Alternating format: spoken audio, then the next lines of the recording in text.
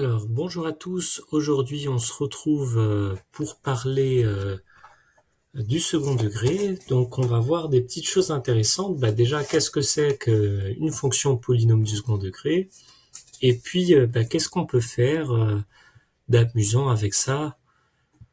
Euh, voilà. Donc, je vais essayer d'ouvrir mon PDF et on va attaquer là-dessus. Voilà.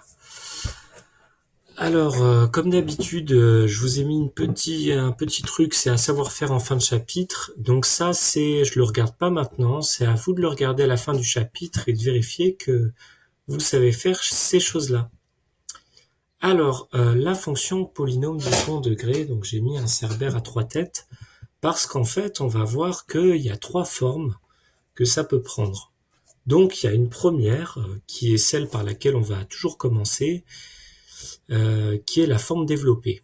Donc, une fonction polynôme du second degré, c'est défini sur R par f de x égale ax2 plus bx plus c, avec le petit a qui est différent de 0, parce que sinon c'est une fonction linéaire. f de x égale mx plus p, par exemple, ça c'est une fonction linéaire, c'est ce qu'on a vu dans les classes précédentes. Donc en fait, pourquoi polynôme du second degré? Parce qu'en fait, vous voyez, vous avez un 2, vous avez un terme en x puissance 2. Donc c'est pour ça que c'est du second degré. Une fonction linéaire, en fait, c'est une fonction polynôme de degré 1, si on veut, puisque vous avez un terme en x puissance 1. Voilà.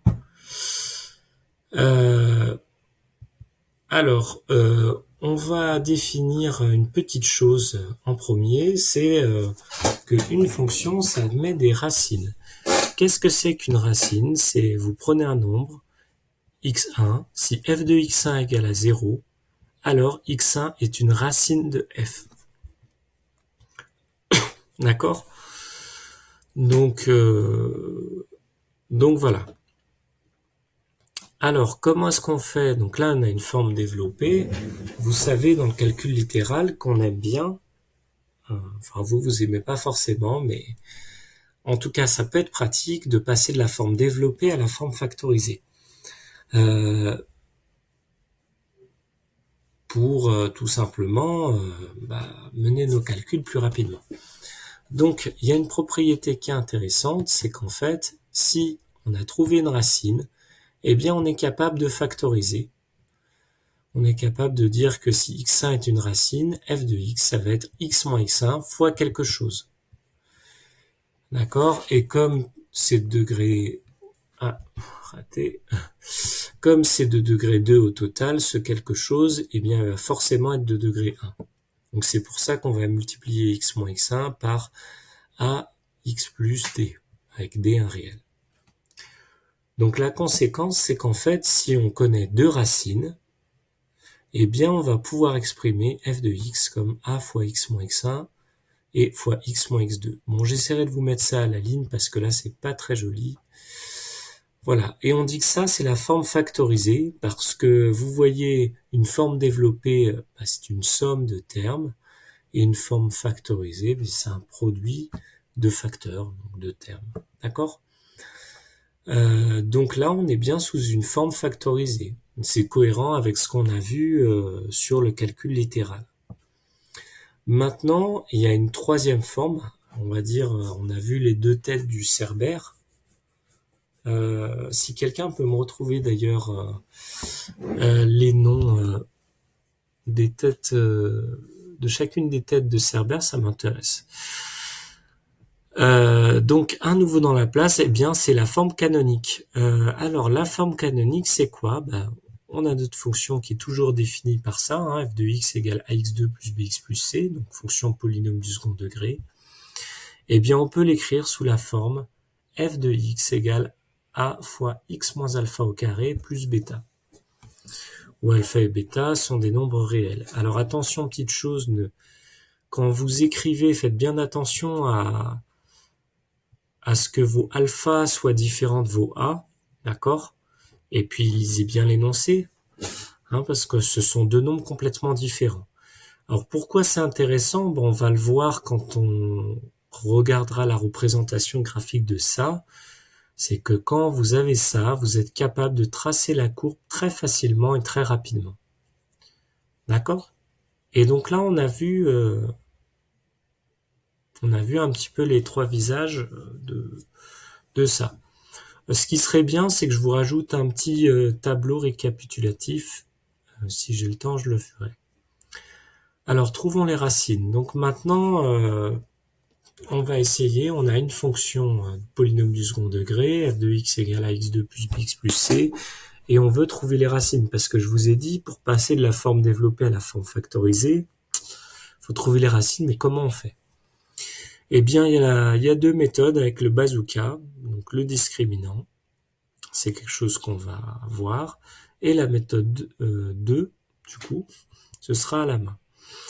Alors, la méthode 1,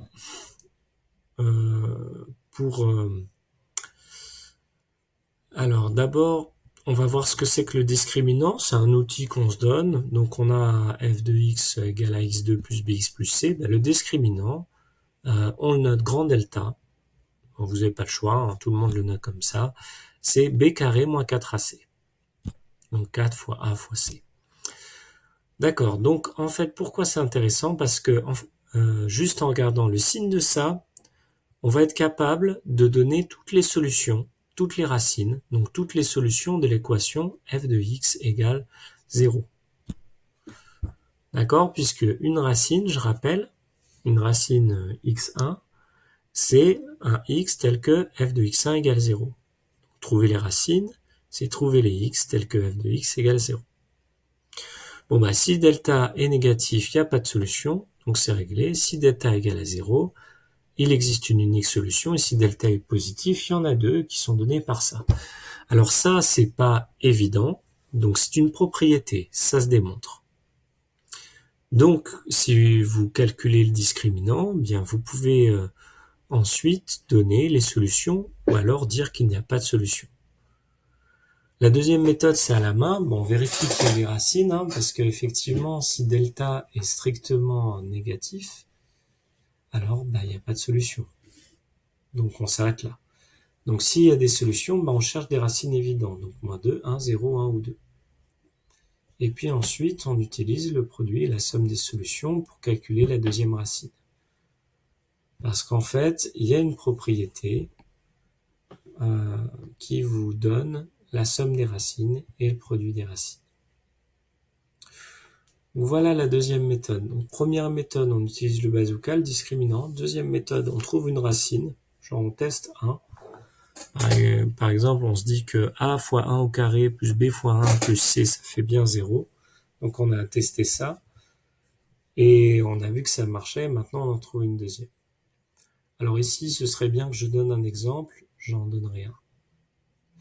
Et je crois qu'on va s'arrêter là. Ça, c'est la première vidéo. Dans la vidéo prochaine, ce que je ferai, c'est que je ferai les deux méthodes sur un exemple, ce qui vous permettra de voir un petit peu comment ça se passe. Allez, je vous dis à bientôt.